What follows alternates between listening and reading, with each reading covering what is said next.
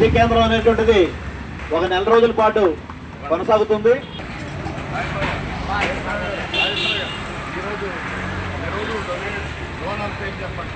నిర్వహణకు అవసరమైనటువంటి ఖర్చు అంతటినీ కూడా మన విశాఖపట్నం ఉత్తరం నియోజకవర్గం యొక్క మాజీ ఎమ్మెల్యే గారు అయినటువంటి తైనాల విజయ్ కుమార్ గారు వారి యొక్క విరాళాలను QR కోడ్ ద్వారా పంపించడం జరిగింది.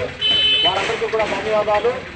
మన వేలు పైన కాబట్టి దీన్ని ఈ మధ్య పంపిణీకి అవసరమైనటువంటి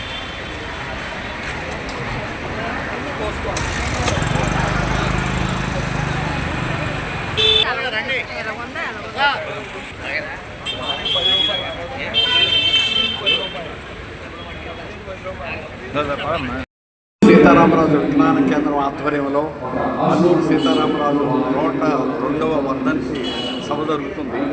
ఈ సందర్భంగా అల్లూరి సీతారామరాజు స్వాతంత్ర సమరయోధుడు, స్ఫూర్తిదాయకమైనటువంటి వ్యక్తి.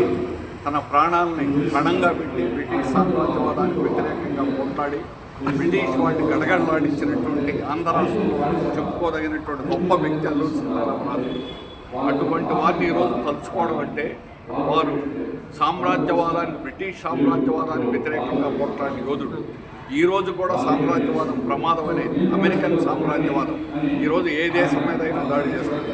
ఆనాడు ఒక భారతదేశమే కాదు, అనేక దేశాలు ప్రపంచంలో వెనుకబడిన దేశాలన్నీ ఇట్లాంటి వలసలుగా దేశాలుగా చేసుకొని అక్కడ ప్రజల్ని బానిసలుగా చేసి పనులు చేయించుకొని ఆ దేశంలో సంపదను దోచుకోకపోవడం అనేది ఇప్పుడు అమెరికా చేస్తున్నది కూడా అదే.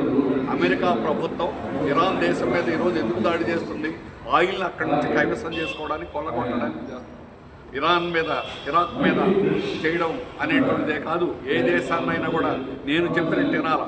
భారతదేశానికి పెట్రోల్ దిగుమతి చేసుకోవడం అనేది రష్యా నుంచి దిగుమతి చేసుకోవాలా లేదా అని మన మీద ఆంక్షలు విధిస్తుంది, మన మీద పన్నులు విధిస్తాము. అందుకని ఈరోజు అల్లూరి సీతారామరాజు స్ఫూర్తి ఏమిటంటే సామ్రాజ్యవాదానికి వ్యతిరేకంగా పోట్లాడడం. అలాగే తర్వాత స్వాతంత్రాన్ని మనం సాధించుకున్నాం. స్వాతంత్రం సాధించుకున్న దాన్ని ఈరోజు ప్రజాస్వామ్యం లేదు,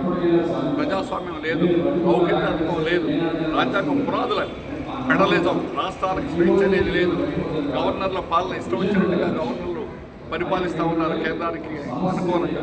ఆ విధంగా భారత రాజ్యాంగాన్ని కాపాడడం కూడా ఈరోజు అల్లూరి సీతారామరాజు స్ఫూర్తిగా కాపాడుకోవడానికి ప్రతి ఒక్కరి యొక్క బాధ్యత.